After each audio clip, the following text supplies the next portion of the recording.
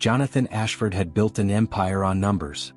As the founder and CEO of Ashford Financial Group, he turned calculated risks into a 9-figure fortune before his 40th birthday. His corner office on the 62nd floor of the Millennium Tower overlooked a city that moved at his command, or so it felt on the days when mergers closed and stock prices climbed. But numbers, he discovered, couldn't solve every equation. They couldn't restore sight to his 9-year-old son, and they couldn't buy back the childhood that had been stolen from both of them. Oliver Ashford had been born blind, a genetic condition the specialists explained with words like optic nerve hypoplasia and irreversible. Jonathan had absorbed the diagnosis the way he absorbed quarterly reports, with clinical detachment masking deeper turmoil. He'd immediately assembled the finest team money could procure: pediatric ophthalmologists from Johns Hopkins, neurologists from Mayo Clinic, therapists who specialized in childhood blindness. The Ashford Mansion in Pacific Heights became a rotating carousel of specialists, each promising incremental improvements in Oliver's development, none able to address the growing chasm between father and son. The house itself was a monument to success that felt increasingly hollow. 12,000 square feet of Italian marble and floor-to-ceiling windows that Oliver would never see. A Steinway grand piano sat in the music room, a $60,000 instrument that gathered dust because every credentialed instructor Jonathan hired left frustrated after weeks of Oliver's silent resistance. The boy would sit at the bench, hands in his lap, refusing to engage while patient teachers demonstrated scales and proper finger placement. Jonathan's late wife Catherine had loved music, had dreamed of their son learning piano, but she died when Oliver was 3, an aneurysm that struck without warning, and sometimes Jonathan wondered if his son's withdrawal began with that loss or with the frustrated realization that no amount of trying would let him see his mother's face. Jonathan tried everything. He hired Dr. Patricia Morrison, a renowned child psychologist from Stanford who specialized in grief and disability. He brought in mobility specialists who taught Oliver to navigate the mansion with increasing independence. He purchased every audiobook, every adaptive technology, every educational toy designed for blind children. But Oliver remained an island, polite and compliant on the surface, profoundly unreachable underneath. At school, the expensive private academy that prided itself on inclusive education, Oliver ate lunch alone, participated minimally, and came home each day to retreat into his room where he listened to audiobooks in solitude. The routine had become suffocating. Mornings followed identical patterns. Jonathan would check in with Oliver over breakfast that neither of them ate with appetite, then disappear into his car service for the commute downtown. Evenings he'd return to find his son exactly where he'd left him, listening to stories in worlds Jonathan couldn't enter. The nanny, Mrs. Chen, was competent and kind, but she couldn't bridge the distance either. On weekends, Jonathan would suggest activities: the children's museum, the aquarium, places with audio guides and tactile exhibits. And Oliver would agree with the resigned cooperation of someone who'd learned that resistance was exhausting and ultimately pointless. It was Dr. Morrison who finally suggested something different. During one of their monthly consultations, she'd looked at Jonathan with uncommon directness and said that Oliver needed exposure to life beyond the controlled environment they'd constructed. Not another specialist or structured program, but genuine, unpredictable human contact. She recommended Dolores Park, a public space in the Mission District where the city's diversity played out daily, where street musicians and artists and families from every background gathered. Jonathan's initial reaction was resistance. The park was chaotic, uncontrolled, potentially dangerous. But something in Dr. Morrison's expression suggested this wasn't a casual recommendation. His son was drowning in privilege, she explained, suffocating under the weight of specialized care that kept him separate from the messy, beautiful reality of human connection. So on a Saturday in late September, Jonathan drove Oliver to Dolores Park for the first time. The afternoon sun warmed the sloping lawn where families picnicked and children played soccer. Near the park's eastern edge, the city had installed a public piano as part of an arts initiative, one of several scattered across San Francisco. The instrument was weathered but functional, painted bright colors by community artists.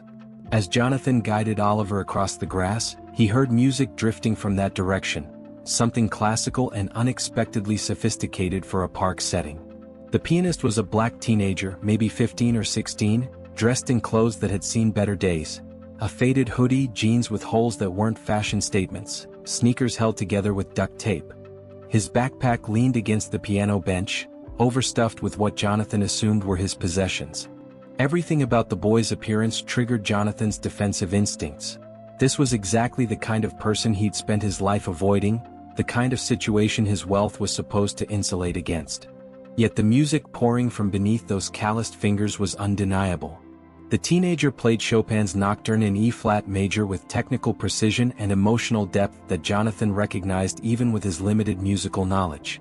He'd heard this piece performed at Davies Symphony Hall by pianists with impressive credentials. This kid was matching them note for note. Oliver had stopped walking. His head tilted in that particular way he had when listening intently, his entire body oriented toward the sound. Jonathan felt his hand tighten protectively on his son's shoulder, every parental instinct screaming to steer Oliver away from this unpredictable variable. But his son's expression had changed. For the first time in months, Oliver looked awake. The past year had been a study in failure disguised as opportunity. Jonathan kept meticulous records of everything, it was his nature, and the spreadsheet documenting Oliver's various interventions had grown depressingly long. 5 different piano instructors over 18 months, each more credentialed than the last. Professor Elizabeth Chen from the San Francisco Conservatory of Music had lasted the longest, 8 weeks of twice-weekly sessions before she gently suggested that perhaps Oliver wasn't ready, that forcing musical education on a child who'd experienced so much loss might be counterproductive. Jonathan had paid her anyway, a generous severance that felt like paying for his own inadequacy. The boy's retreat into himself had accelerated after the last teacher departed. Oliver had always been quiet, but lately he'd stopped initiating conversation altogether. He responded when spoken to with 1 or 2 words, never more. Mrs. Chen reported that he spent most afternoons in his room, listening to the same audiobooks repeatedly, fantasy novels about brave children having adventures, living lives utterly unlike his own constrained existence. The school counselor had called twice this semester, gently noting that while Oliver's academic performance remained strong, his social isolation was concerning. Other children had stopped trying to include him. He'd become invisible through his own withdrawal. Jonathan's guilt was a physical presence in his chest, a weight that grew heavier with each passing month. He knew objectively that Oliver's blindness wasn't his fault. Genetics were genetic, random misfortune that could strike anyone. But he couldn't shake the feeling that he was failing his son in ways that mattered more than the initial condition. Catherine would have known what to do. She'd had an emotional intelligence that Jonathan lacked, an ability to reach people that he'd always admired and never mastered. Without her, he defaulted to what he knew, throwing money and resources at problems, hiring experts, creating systems. And all of it was failing. The mansion felt like a mausoleum. Oliver's bedroom was filled with expensive adaptive equipment, a braille display connected to his computer, audiobook devices, tactile learning materials, but the boy used them mechanically without joy. The music room with its untouched Steinway had become a monument to Catherine's memory and Jonathan's failure to honor it. He'd suggested selling the piano once, and the look of betrayal on Mrs. Chen's face had stopped him. The instrument stayed, silent and reproachful, reminding him daily of what should have been. The teenager at the public piano couldn't have been more different from Professor Chen or any of the other instructors Jonathan had hired. The boy looked like he'd been sleeping rough, which he probably had. There was a wariness to him even as he played, a tension in his shoulders that suggested someone used to being moved along, told to leave, treated as a problem to be solved rather than a person to be seen. His hands told a different story. They moved across the keys with the kind of fluidity that came from thousands of hours of practice, from genuine love of the instrument rather than academic obligation. The boy's name, Jonathan would later learn, was Deshaun Mitchell, though in this moment he was just an unnamed threat, someone to be avoided and hurried past. Except Oliver wasn't hurrying. His son had planted himself on the grass about 15 feet from the piano, sitting down with determined finality, his face turned toward the music with an intensity Jonathan hadn't seen in over a year. The teenager finished the Chopin and transitioned seamlessly into something else, something Jonathan didn't recognize but that felt both mournful and hopeful. The small crowd that had gathered, dog walkers, parents with strollers, other park regulars, applauded softly. A few people dropped bills into an open guitar case near the piano bench. The boy nodded acknowledgement but didn't speak, just continued playing. Jonathan sat beside his son on the grass, uncomfortable in his expensive slacks and button-down shirt. This wasn't his world. He didn't do spontaneous park visits or street musicians. His life was scheduled in 15-minute increments, managed by assistants, contained within environments he could control. But Oliver's hand had found his arm and was gripping it tightly, not in fear but in excitement, and Jonathan realized he couldn't remember the last time his son had reached for him voluntarily. They stayed for 2 hours. The teenager played continuously with brief breaks, running through a repertoire that spanned classical, jazz, and pieces Jonathan couldn't categorize. Oliver remained transfixed. When families near them packed up to leave, Oliver didn't notice. When the sun shifted and the temperature dropped, Oliver didn't complain. He simply listened with the total absorption of someone finally hearing something that spoke directly to whatever locked-away part of him had been yearning for connection. Deshaun had presence despite or perhaps because of his circumstances. Between songs, he'd scan the park with sharp awareness, tracking who was watching, who might be security or police, who posed potential threat versus opportunity. His backpack stayed within arm's reach. Everything about his body language suggested impermanence, someone ready to move at a moment's notice. Yet when he played, all that tension dissolved. The music transformed him from a street kid into something approaching transcendent. Jonathan found himself studying the boy with uncomfortable intensity, trying to reconcile the evident genius with the circumstances that had produced it. How did someone this talented end up here? What series of failures, familial, institutional, societal, had resulted in this particular equation? These weren't abstractions. This was a child, probably the same age as some of the teenagers at Oliver's school who worried about college applications and summer internships. This boy was worrying about where he'd sleep tonight. The cognitive dissonance was painful. Jonathan had built his fortune on the mythology of meritocracy, the belief that talent and hard work produced success, that the market rewarded ability. Here was someone with ability beyond question, living proof that talent without opportunity was just waste, and the system Jonathan benefited from was the same system ensuring this kid stayed invisible. When Deshaun finally stopped playing, stretching his fingers and shoulders with visible fatigue, Oliver spoke for the first time in hours, his voice clear and certain in a way Jonathan hadn't heard since Catherine's death. "Dad, I want to talk to him." Deshaun Mitchell had been on the streets for 7 months, though it felt like longer. Time moved differently when you didn't have a home to anchor it, when each day was a repetition of the same survival calculations. Where to sleep safely, where to wash, where to find food, when to avoid police who'd check your age and want to send you back into a system you'd barely survived. He'd turned 16 in July, alone under the freeway overpass with only his backpack and the knowledge that he'd made it this far, which was further than foster care statistics suggested he should have. The piano was his sanctuary and salvation both. He'd discovered it 3 weeks after running from his last placement, a group home in the Tenderloin where the older kids had made it clear that someone like him, quiet, bookish, more interested in music than fitting in, was prey. He'd taken nothing but his clothes and the backpack. Left in the middle of the night, and walked until exhaustion and fear subsided into numbness. The next morning he'd found the painted piano in Dolores Park and recognized it as the closest thing to home he might find out here. Music had always been his gift, the one thing that made sense when everything else fragmented. He taught himself to play on the upright in the recreation room of his third foster home, the one with Mrs. Adelaide who'd actually noticed that he was talented and tried to arrange proper lessons. That placement had lasted 8 months before budget cuts forced the home's closure and Deshaun got shuffled to the next temporary solution. He'd learned early that nothing was permanent except loss, that getting attached to places or people was a liability. But music stayed.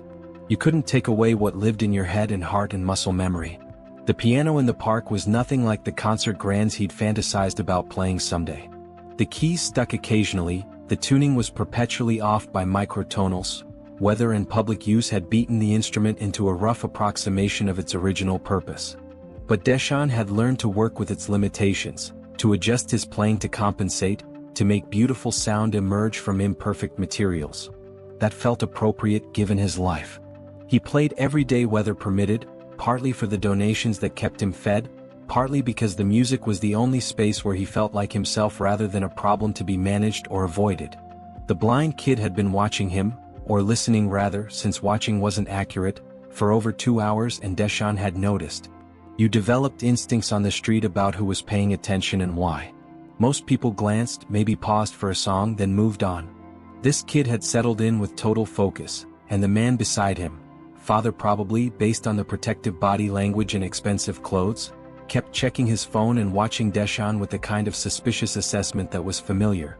Rich white guy wondering if the black teenager was dangerous, calculating whether to pull his son away from potential contamination. Deshaun had learned to recognize that look from every angle. So when the kid actually approached after Deshaun finished playing, guided by his father's reluctant hand, Deshaun's defenses were fully active. He braced for dismissal or condescension, or worse, for the man to drop a 20 in the guitar case like charity and hurry away. Instead the kid spoke, his voice small but determined, saying he was blind and asking if Deshaun would tell him about the music, about how he'd learned to play like that. The father looked like he'd swallowed glass, every muscle rigid with discomfort, but he didn't pull his son away. Deshaun found himself answering honestly, which wasn't his usual strategy with strangers. He explained that he'd taught himself, that he'd learned by listening and experimenting, that he thought about music as conversations where different melodies were asking and answering questions. The kid, Oliver, his father eventually offered, listened with the intensity of someone hearing something crucial. When Deshaun mentioned that he played by feeling the keys rather than reading music most of the time, Oliver's face lit up with recognition. "I can't see the keys either," he said simply, and something shifted in the space between them. The father, Jonathan, remained stiff and watchful, but he didn't interrupt as the conversation unfolded. Deshaun had dealt with enough adults to recognize the type. Successful, controlled, uncomfortable with variables he couldn't manage.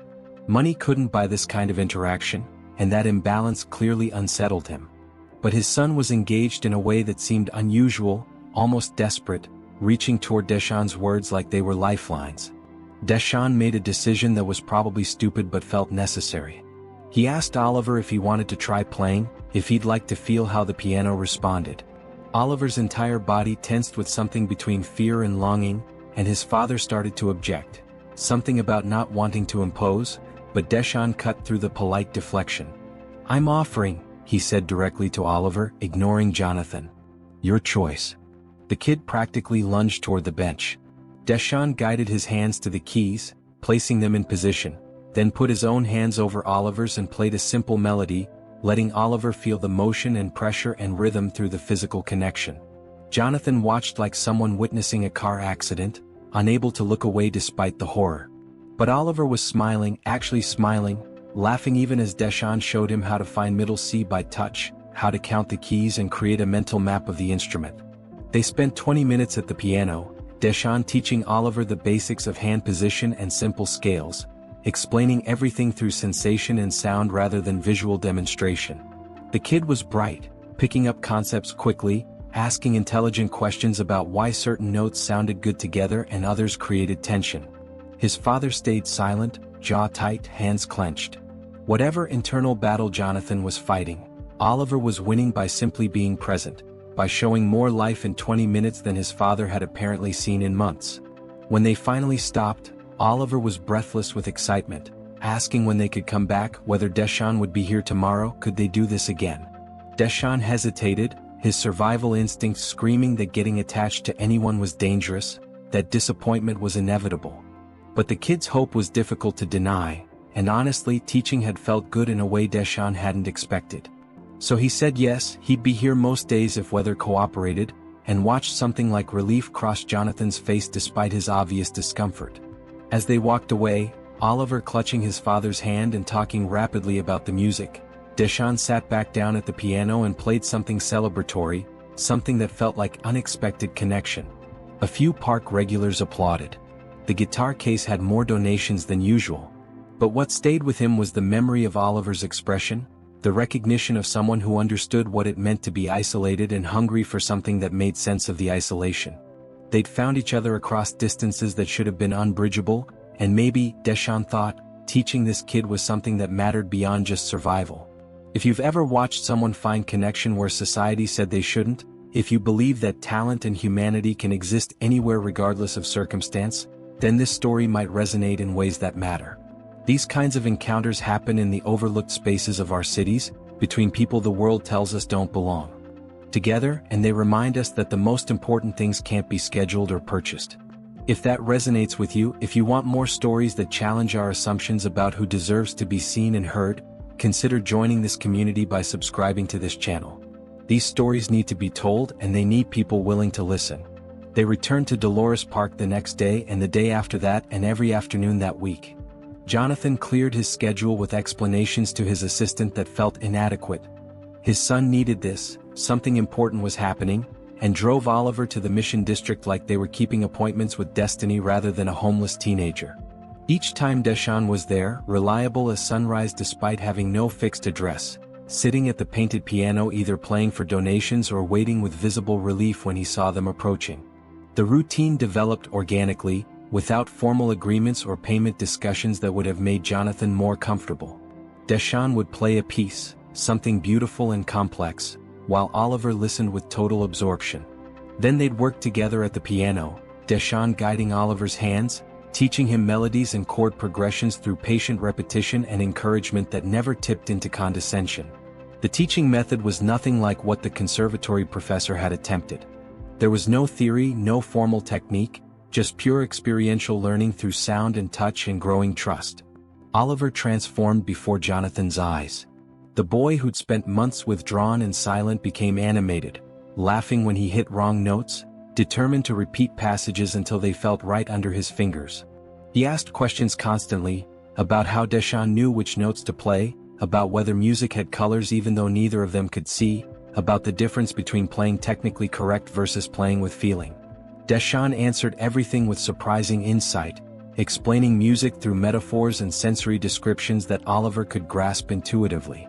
Jonathan watched these exchanges from a nearby bench, maintaining distance both physical and emotional. His feelings were complicated, uncomfortable. Gratitude warred with lingering prejudice, relief mixed with fear of what other parents at Oliver's school would think if they knew his son was taking informal piano lessons from a street kid in a public park. He'd built his life on calculated decisions and risk management, and this situation defied all his frameworks. Yet his son was happy. That reality outweighed every objection his careful mind generated. The other park regulars began to recognize them.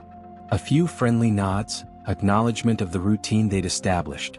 Jonathan noticed how some people gave Deshawn wide berth while others stopped to chat with genuine warmth. The boy had a community here, informal and shifting but real. An older Latino man brought Deshawn sandwiches sometimes. A young woman with bright purple hair would share her coffee. They treated him with casual dignity that Jonathan found both heartening and accusatory. These strangers saw Deshawn's humanity more easily than Jonathan had. On the fifth day, during a break between songs, Jonathan finally initiated conversation directly with Deshawn. It started awkwardly, Jonathan asking about the repertoire, commenting on technical aspects of the performance. Deshawn responded cautiously, clearly unaccustomed to sustained attention from someone like Jonathan. But gradually, as Oliver played simple melodies nearby with growing confidence, the two men began to actually talk. Deshawn revealed pieces of his story without self-pity or dramatic flourish. Foster care since he was 7, after his mother died and no relatives stepped forward. A series of placements, some better than others, none permanent. Music lessons from a foster mother who'd recognized his talent but lost funding before making lasting arrangements. The group home where he'd experienced violence enough to convince him that streets were safer than institutional care. He was 16, would age out of the system soon anyway, might as well be on his own terms. Jonathan listened with growing horror to this casual recitation of systemic failure, this child's life reduced to bureaucratic shuffling between inadequate solutions. What struck Jonathan most painfully was Deshawn's intelligence and self-awareness. The boy spoke thoughtfully about music theory despite never having formal instruction beyond those brief lessons years ago. He'd read extensively, library cards worked even without permanent addresses, and could discuss literature, history, and current events with nuanced understanding. He'd scored high enough on standardized tests in middle school to be flagged for gifted programs, but foster care disruptions had prevented follow-through. Here was someone who should have been in AP classes or music conservatory, someone whose potential was bleeding out on city streets because every system designed to catch vulnerable children had failed him. The contrast between Deshawn and Oliver became impossible to ignore. Oliver had every material advantage, every opportunity, every resource Jonathan's wealth could provide. Deshaun had nothing but talent and determination and luck that he hadn't died yet. One boy had been given everything except the connection he desperately needed. The other had the ability to provide that connection but lacked every external support that should have been his birthright. The inequity was obscene. Jonathan asked directly what Deshaun needed, and the boy's guard went immediately up. He didn't want charity, didn't want to be anyone's project or feel obligated beyond the informal teaching arrangement they'd established. Jonathan fumbled the conversation badly, defaulting to his comfort zone of transactional solutions. He offered payment for the lessons, suggested connecting Deshaun with social services, mentioned knowing people who might help. Deshaun shut down completely, his expression going flat in a way that communicated years of disappointment by adults who'd promised help then vanished. Oliver, sensing the tension, asked what was wrong. Deshaun said nothing was wrong, just tired. But Oliver persisted with the directness of children who haven't learned diplomatic evasion, asking his father why he was making Deshaun uncomfortable, saying that Deshaun was his friend and Dad needed to stop treating him like a problem to be solved. The rebuke, coming from his 9-year-old son, landed with devastating accuracy. Jonathan had been treating this exactly like a business problem. Identify the issue, apply resources, manage the outcome. He'd learned nothing. They left shortly after, Oliver upset at his father in a way he rarely expressed openly. In the car, Oliver said that Deshaun was the first person besides his mom who'd made him feel like being blind wasn't the most important thing about him, that the music lessons weren't about fixing anything but about sharing something beautiful, and if Dad ruined this with his money and weird adult complications, Oliver would never forgive him. It was the longest speech his son had made in Jonathan's presence in over a year, and every word was an indictment. That night, Jonathan sat in his home office long after Oliver had gone to bed, staring at financial reports he couldn't focus on. The numbers that usually ordered his world felt meaningless against the arithmetic of a 16-year-old's survival, against the equation of his own son's emerging happiness measured against his own discomfort with situations he couldn't control. Catherine would have handled this better. She'd always seen people first, circumstances second. She wouldn't have led with offers of payment and connections. She would have simply been present, would have recognized that what Deshaun needed wasn't transactions but respect. Jonathan made decisions when sleep finally came, the kind that felt simultaneously terrifying and inevitable. He would return to the park tomorrow and apologize. He would follow Oliver's lead instead of his own instincts. And he would figure out how to help Deshaun without insulting him, without reducing their connection to commerce, without making it about easing his own guilt. He had no idea how to accomplish any of that, but his son's happiness demanded he try. The apology, when Jonathan delivered it the next afternoon, was clumsy but sincere. He told Deshaun that he'd approached everything wrong, that his son had correctly called out his tendency to treat human situations like business problems, and that he was sorry for being offensive. Deshaun accepted with the wary grace of someone who'd heard many adult apologies before, most of them followed by continued disappointment. But Oliver's enthusiastic greeting and immediate request to continue lessons seemed to reassure him that they hadn't come to make more awkward offers before disappearing. Over the following weeks, the dynamic settled into something approaching genuine friendship, though with peculiar parameters. Jonathan showed up, watched, occasionally contributed to Deshaun's donation case without fanfare, and mostly stayed quiet and less directly engaged. Oliver and Deshaun developed their own relationship, one built on mutual understanding that transcended the obvious differences in their circumstances. They were both young people navigating worlds that felt hostile to their particular challenges, finding in each other a kind of recognition that required no explanation. Deshaun proved to be remarkably gifted as a teacher, intuitive about how Oliver's mind worked.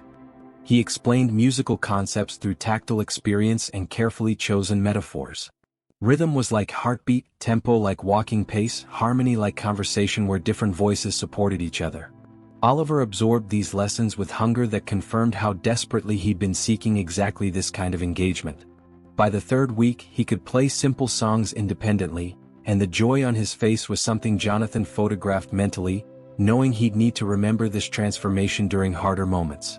Jonathan started arriving earlier, staying longer, ostensibly for Oliver but truthfully because he found himself genuinely interested in watching Deshaun work. The teenager's talent was undeniable. He could play anything by ear after hearing it once, could improvise complex variations on familiar melodies, could shift between classical and jazz and contemporary styles with fluid ease. But his teaching ability was equally impressive, requiring different skills than pure performance. Deschamps had patience that seemed remarkable given his circumstances, and creativity in finding ways to communicate musical ideas to someone who couldn't see demonstrations. The contrast between Deschamps' abilities and his situation became increasingly painful for Jonathan to witness. This kid should have been studying at Juilliard or Berkeley, should have been cultivated and supported and developed the way society allegedly treats genuine talent. Instead, he was sleeping rough, hustling for donations in a public park, wearing the same clothes Jonathan had seen him in weeks ago. The waste was criminal. Not just the waste of Deschamps' potential, though that was significant, but the waste of what he could offer others if given the chance to develop and share his gifts more widely. Jonathan began subtle reconnaissance, conversations that aimed to understand Deschamps' situation more fully without triggering defensive withdrawal. He learned that Deschamps stayed mostly in Golden Gate Park at night, sleeping in areas where homeless communities provided safety in numbers. He showered at the public rec center when it opened early, kept his clothes as clean as possible, maintained pride despite circumstances designed to strip dignity. He'd stopped attending school after leaving the group home, couldn't see the point when survival required so much daily energy, but he read constantly, visited the library for internet access and warmth, kept his mind sharp because losing that felt like losing everything. The inefficiency of the situation offended Jonathan's business sensibilities, but more than that, it offended his emerging sense of justice. Deschamps was working harder than most people Jonathan knew, harder than his own employees sitting in comfortable offices managing accounts and strategies. But that work produced only basic survival rather than growth or security. The system was rigged in ways Jonathan had benefited from without questioning, and meeting Deschamps had made that rigorous inescapably visible. Oliver's transformation continued accelerating. He talked constantly now, made jokes, showed excitement about life that had been absent for so long. At school, the counselor called to express surprise and pleasure at his improved social engagement. He joined a music appreciation club, started talking to other students about composers and pieces, had made what sounded like actual friends. Mrs. Chin reported that he practiced piano at home now, working through exercises Deschamps had taught him, no longer treating the Steinway as cursed object. The change was comprehensive and undeniable, and the catalyst was weekly lessons with a homeless teenager in a public park. Jonathan attended Oliver's school conference in November, meeting with teachers who'd previously expressed gentle concern. They were effusive now, describing a different child, asking what had changed. Jonathan explained in broad terms about piano lessons, leaving out specifics that might trigger judgment. But the music teacher, a kind woman named Ms. Rodriguez, asked pointed questions about instructional approach that Jonathan couldn't answer adequately. Eventually he admitted that Oliver's teacher was largely self-taught, highly talented, and unconventional in methods. Ms. Rodriguez's expression suggested she'd filled in the blanks about exactly how unconventional, but she simply said that whoever was teaching Oliver clearly understood music as emotional language first, technical skill second, and that approach was clearly working. The conversation with Ms. Rodriguez planted seeds that grew into conviction over the following days. Deschamps' talent needed formal recognition, needed to be documented and developed in ways street performance couldn't accomplish. Not as charity project but as justice, as corrective to systems that had failed him. Jonathan began researching music schools in the Bay Area, scholarship programs, pathways for non-traditional students with demonstrated ability. The logistics were complicated but not impossible. He solved complicated problems for living. The challenge was presenting this to Deschamps without repeating his earlier mistakes, without making it transactional or paternal or insulting. Jonathan consulted with Dr. Morrison, the child psychologist who'd suggested the park visits originally. She listened carefully to his description of the situation, then offered guidance that was both practical and ethical. Whatever help Jonathan offered needed to recognize Deschamps' agency, couldn't be conditional on gratitude or behavioral expectations, had to support the young man's goals rather than imposing Jonathan's vision. She warned against savior complexes and the dangers of viewing Deschamps as project rather than person. Her directness was uncomfortable but necessary. Jonathan spent a week refining his approach, running scenarios, anticipating objections. He researched extensively, contacted people who might provide legitimate help rather than just good intentions. He called the admissions office at San Francisco Conservatory of Music, explained that he wanted to refer a remarkably talented student whose circumstances were unusual, asked about audition processes for scholarship consideration. The administrator was professionally encouraging but realistic about competitiveness. Talent alone wasn't enough. They needed formal applications, references, demonstrated commitment. Jonathan explained patiently that this student had more demonstrated commitment than most applicants, had taught himself to perform at professional level without resources most people considered basic necessities. By December, Jonathan had assembled possibilities rather than solutions. Pathways that Deshaun could choose to pursue if interested, resources that could support without controlling. He'd secured an audition opportunity at the conservatory, contingent on Deshaun's willingness to try. He'd researched transitional housing programs for former foster youth, made discreet inquiries about spaces available. He'd even consulted attorneys about potential legal issues around supporting a minor outside official foster system, wanting to avoid complications that might hurt rather than help. But underneath all this preparation, Jonathan recognized a simpler truth that his son had already articulated. Deshaun had given them something that couldn't be repaid with opportunities or resources. He'd given Oliver connection, purpose, joy. He'd given Jonathan a glimpse of his own privilege and its limitations, a masterclass in what actually mattered about human worth. Whatever came next needed to acknowledge that debt without reducing Deshaun to someone who existed to teach wealthy people moral lessons. The day Jonathan decided to speak with Deshaun seriously, he brought Oliver to the park as usual but asked his son to give them time to talk first. Oliver agreed with the seriousness of someone who understood something significant was happening. Jonathan sat beside Deshaun at the piano bench after the teenager finished a particularly beautiful rendition of Clair de Lune, and started talking before fear could stop him. He explained about the conservatory audition, about housing possibilities, about resources that could help if Deshaun wanted them. He tried to be clear that this wasn't about debt or obligation, wasn't about making himself feel better, but about recognizing that Deshaun's talent deserved development and that opportunities should exist for people regardless of their circumstances. Deshaun listened without interrupting, his expression neutral in that way Jonathan had learned to recognize as self-protective. When Jonathan finished, there was long silence. Then Deshaun said quietly that he appreciated the offers but wasn't sure he trusted them, wasn't sure what strings might be attached, wasn't even sure he wanted formal training because he liked music the way he'd learned it, free and intuitive and his own. But he'd think about it because turning down opportunities was foolish even when they scared you.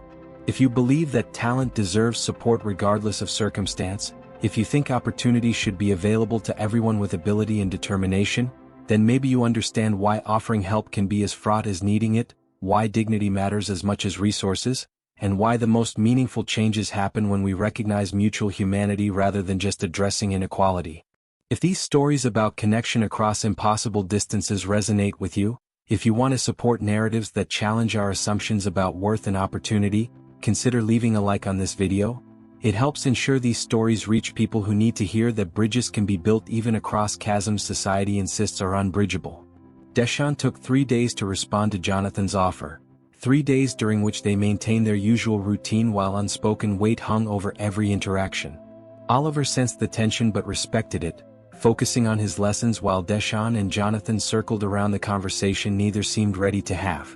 On the 4th day, Deshaun arrived at the park earlier than usual and asked if they could talk before Oliver's lesson. He'd been thinking, he told Jonathan, about what accepting help might mean. His entire life had been defined by adults making decisions supposedly in his interest, moving him between placements and programs and situations he had no control over. Every time someone offered help, there were conditions. Behavioral expectations, gratitude requirements, implicit debts that accumulated until the weight became unbearable. He'd learned to be suspicious of generosity because it usually came with strings that slowly tightened into nooses. But he'd also been thinking about Oliver, about how teaching this kid had become the best part of his days, how watching Oliver's confidence grow had given Deshaun something he hadn't realized he was missing, a sense of purpose beyond mere survival. And if Jonathan was serious about the conservatory audition, if there was a genuine chance to develop his music formally, turning that down out of pride or fear would be stupid. He'd spent too many years having decisions made for him to start making bad ones himself just to prove autonomy. Jonathan listened carefully, resisting every impulse to interrupt or reassure prematurely. When Deshawn finished, Jonathan acknowledged the validity of his concerns and tried to articulate what he'd been struggling to express clearly. This wasn't about charity or saving anyone. His son had been drowning in isolation despite every advantage, and Deshawn had reached him when highly paid professionals couldn't. That gift was profound and couldn't be repaid with audition opportunities or housing assistance. But Jonathan had resources he didn't need, and Deshawn had talent being wasted by circumstance, and connecting those realities wasn't charity, it was just basic sense, maybe even justice. What finally broke through Deshawn's hesitation was Oliver himself. When he arrived and learned they were discussing the conservatory possibility, he spoke with characteristic directness, telling Deshawn that he was being stupid if he didn't try, that being afraid of accepting help was just another way of letting the people who'd failed him win. Deshawn needed to audition, needed to show everyone how talented he actually was, because Oliver wanted his teacher to have the same opportunities Oliver had always taken for granted. It was the first time Oliver had explicitly acknowledged the unfairness of their different circumstances, and the matter-of-fact way he stated it, no pity, just observation, seemed to hit Deshawn harder than anything Jonathan had said. "You're guilt-tripping me," Deshawn said, but he was almost smiling. Oliver shrugged, said that if guilt worked then he wasn't sorry for using it, and asked when the audition was because Deshawn needed to practice specific pieces rather than just playing whatever felt good. The practical focus seemed to shift something. Deshawn turned to Jonathan and said fine, he'd do the audition, but he had conditions. No interference with what he played or how he presented himself. No trying to package him as acceptable to people who might have preconceptions. No expectations beyond the audition itself. If they didn't accept him, Jonathan couldn't try to fix it with donations or connections. Fair evaluation based on ability, nothing else.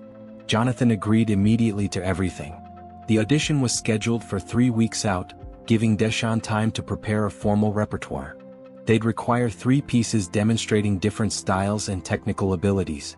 Deshawn began treating preparation with serious intensity, arriving at the park earlier each day to practice before Oliver's lessons. Jonathan arranged for him to have access to a proper piano. There was a church near Dolores Park whose pastor Jonathan contacted, explaining the situation, and the man graciously offered use of their instrument during off hours. Watching Deshawn prepare revealed new dimensions of his dedication. He worked with meticulous focus, repeating passages until they met standards only he could define, experimenting with interpretation and dynamics. He chose pieces that showcased both technical precision and emotional depth. Bach's Prelude and Fugue in C major from the Well-Tempered Clavier, Debussy's Arabesque No. 1, and an original composition he'd been developing that blended classical structure with jazz improvisation. The original piece surprised Jonathan. He hadn't known Deshawn composed, hadn't thought to ask. The composition was extraordinary, a 7-minute piece that began with sparse, contemplative passages and built toward complex harmonies that felt both structured and spontaneous. Deshawn explained that he thought about music as storytelling, and this piece told the story of someone learning that isolation didn't have to be permanent, that connection could emerge from unexpected places. He'd started writing it after meeting Oliver, and it had evolved as their friendship deepened. Jonathan listened to the finished composition and found himself unexpectedly moved, recognizing themes and transitions that seemed to mirror the emotional journey both boys had experienced. Oliver's role shifted during this period from student to supporter. He'd listen to Deshawn practice, offering feedback from the perspective of someone who experienced music purely through sound and feeling. His comments were surprisingly insightful. He'd note when passages felt rushed or when emotional beats didn't quite land, and Deshawn took his observations seriously. They developed mutual respect that transcended the teacher-student dynamic, becoming genuine friends despite or perhaps because of their vastly different circumstances. The day of the audition arrived cold and clear in mid-December. Jonathan had arranged everything carefully: transportation, appropriate clothing for Deshawn that didn't feel like costume, a piano tuner to ensure the church instrument was perfect for final practice. Deshawn accepted these logistics with less resistance than before, recognizing that presentation mattered even if it shouldn't.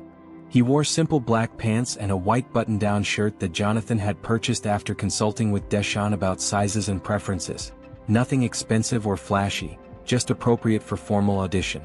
Oliver insisted on coming, despite the conservatory's policy that auditions were private.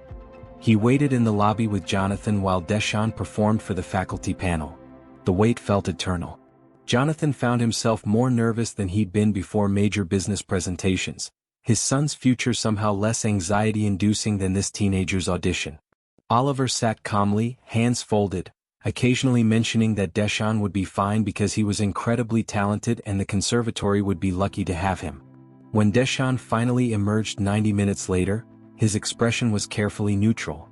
He walked over to where they waited and said simply that it went okay. They'd seemed engaged, he wouldn't know results for several weeks. Then his composure cracked slightly and he admitted it had been terrifying but also amazing to play for people who actually understood music at that level, who could appreciate the technical and interpretive choices he'd made. One faculty member had asked extensive questions about his original composition, wanting to know about his influences and theoretical background. Deshawn had been honest about being self-taught, about learning through listening and experimentation rather than formal study, and the professor had seemed more intrigued than dismissive. They celebrated with lunch at a restaurant Jonathan chose carefully, nice enough to mark the occasion but not so expensive as to emphasize disparities. Oliver monopolized conversation, asking Deshawn detailed questions about every piece he'd played, how the piano compared to the church instrument, what the faculty members looked like. Deshawn answered patiently, his relief visible as adrenaline faded. Jonathan mostly watched them interact, these two young people who'd found each other across distances that should have been unbridgeable, and felt something shift in his chest that he recognized as gratitude mixed with protectiveness. The housing situation had resolved somewhat unexpectedly through the church pastor, Father Mike, who'd been moved by Deshawn's story and offered temporary use of a small apartment the church maintained for visiting clergy. It wasn't permanent but it was safe and warm, and Deshawn had accepted after Father Mike made clear there were no religious requirements or expectations beyond basic respect for the space. Jonathan had offered financial support that Deshawn initially refused, but they'd compromised on Jonathan renting the apartment from the church on Deshawn's behalf, a semantic distinction that allowed Deshawn to accept without feeling like charity case. So Deshawn had walls and heat and a door that locked for the first time in months. The change in him was subtle but significant. Better rested, cleaner, less vigilant. He could focus on music and possibilities rather than constant survival calculations. Jonathan had expected to feel self-satisfied about facilitating these changes, but instead he felt angry at systems that made such basics into privileges, at a society that let talented children sleep on streets while mediocre people inherited opportunities they'd never earn. The acceptance letter arrived 2 weeks before Christmas. Full scholarship to San Francisco Conservatory of Music, admission to their accelerated program for exceptional students, access to practice facilities and performance opportunities, assigned mentor from the faculty. Deshawn read the letter 3 times in the park with Jonathan and Oliver watching, then handed it to Jonathan with shaking hands and said he couldn't believe this was real, that things like this didn't happen to people like him. Oliver, with the blunt wisdom of 9-year-olds unencumbered by adult complexity, said that Deshawn needed to stop thinking of himself as people like him and start thinking of himself as someone incredibly talented who'd earned this opportunity through years of dedication and work. Jonathan added quietly that the conservatory wasn't doing Deshawn a favor. He was bringing them exactly the kind of student their mission claimed to serve, someone with genuine gifts and hunger to develop them. They were lucky to have him, not the other way around. Deshawn's eyes were wet, though he tried to hide it. He said he wanted to play something to celebrate but his hands were shaking too much. Oliver reached over and took one of Deshawn's hands, held it steady, and said they should all just sit here together for a minute and let this feel real.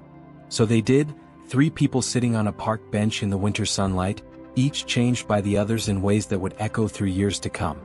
That evening, Jonathan sat in his home office and did something he hadn't done since Catherine's death. He wrote in a journal she'd given him years ago, cream pages mostly blank except for occasional entries from happier times. He wrote about watching his son come alive again, about learning that the most important gifts often came from the most unlikely sources, about having his assumptions about merit and worth and value completely dismantled by a 16-year-old who'd survived what would have destroyed most people. He wrote about gratitude and shame existing simultaneously, about recognizing privilege without knowing yet how to properly wield it for good rather than just comfort. Mostly he wrote about Deshawn teaching Oliver piano in a public park, about connection forming where society said it shouldn't, about two young people finding in each other what adults had failed to provide. He wrote about being grateful for whatever had brought them to that park on that particular September afternoon, for whatever instinct had made him stay despite discomfort, for his son's courage in reaching toward friendship despite every reason to remain isolated. And he wrote about hoping he could live up to what both boys had taught him about seeing clearly, about recognizing humanity regardless of packaging, about understanding that the greatest gifts were usually the ones you didn't know you needed. 6 months later, the transformation was substantial but incomplete in ways that felt honest rather than disappointing. Deshaun had started at the conservatory in January, joining mid-year cohort of exceptional students whose backgrounds varied widely but whose talent was uniformly extraordinary. The transition had been rocky. He was academically behind in music theory despite his performance abilities, and navigating institutional culture after months on the streets required adjustments he sometimes struggled to make.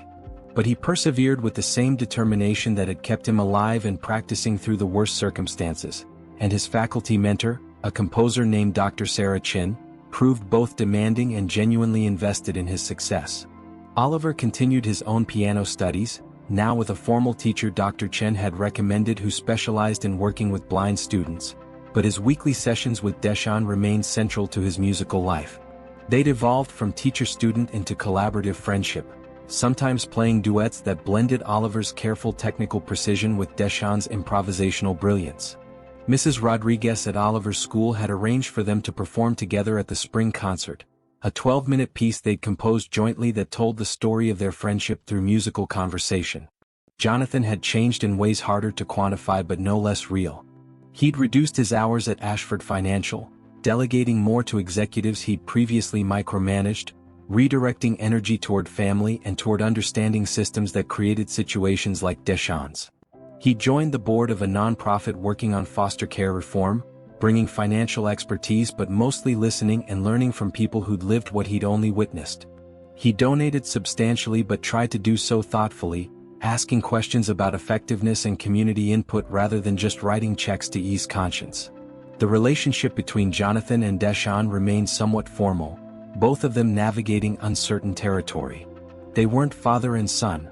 Deshaun had made clear he didn't need replacement parent, and Jonathan respected that boundary.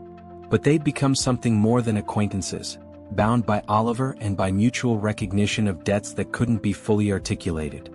Deshaun had dinner at the mansion regularly, practicing on the Steinway that had sat silent for years and now filled the house with music. He had his own key, could come and go freely, and sometimes stayed over when practice ran late or when the conservatory's intensity became overwhelming. The conservatory spring showcase in May featured selected student performances for an audience of faculty, donors, and industry professionals. Deshaun had been chosen to perform his original composition, the piece about isolation and unexpected connection that had evolved significantly since the audition.